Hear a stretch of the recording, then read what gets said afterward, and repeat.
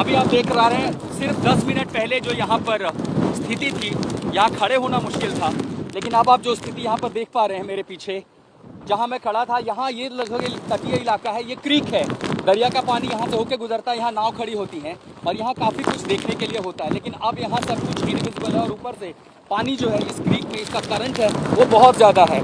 5-10 minute पहले ही ये शुरू हुआ और ऐसा लगा जैसे किसी ने धक्का दे दिया हो, लोग खड़े और पूरी ताकत से कोई आपको धकेल रहा है।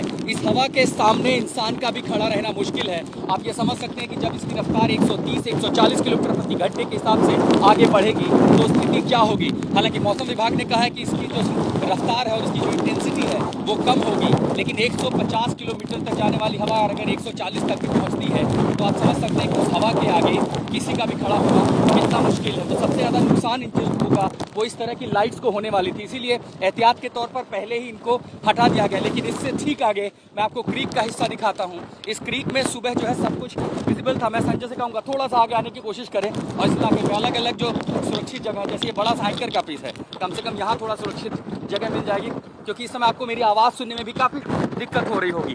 हवा काफ़ी तेज़ है और क्रीक्स में जो पानी है उसमें लहर अमूमन करंट नहीं होता है, लेकिन अब यहाँ करंट ज़्यादा। और साथ ही इस क्रीक के दूसरी तरफ जो पूरा गांव है वहाँ से जो हमें जितना आंखें देख पा रही, हालांकि कैमरे के जरिए इसको देखना मुश्किल होगा धुंध के जरिए, उससे पता चल रहा है कि जब ये भी हवा और तेज होगी, अभी तो सिर्फ समझिए कि 3 बजने में काफ़ी समय है, उसके पहले जो शुरुआत हुई है अगर वो इतनी भीषण है तो जब ये लैंडफॉल होगा, ये तूफान इस इलाके से गुजरेगा तो अपने साथ किस तरह का प्रकोप लेकर के आएगा। ये जो तस्वीरें देखने वो बेहद भयावह है और इसी के लिए आप समझिए कि सरकार की ओर से, प्रशासन की ओर से वो तैयारियां की गई थी। इस तरह की तैयारियां जानमाल का नुकसान ना हो, लेकिन अगर इतनी तेज़ हवा है तो सबसे ज़्यादा नुकसान होगा वो इंफ्रास्ट्रक्चर को होगा, टेलीकॉम, बिजली, कच्चे मकान हो, और खासकर मछुआरों का गांव जहां पर छोटे मकान, कच्चे मकान होते हैं। लेकिन अब जो हम देख पा रहे हैं कि जो प्री इम्पैक्ट है साइक्लोन का, उसकी शुरुआत हो चुकी है। कल के मुकाबले जो हवा है लगभग अपनी दुगनी रफ्तार से चल रही है।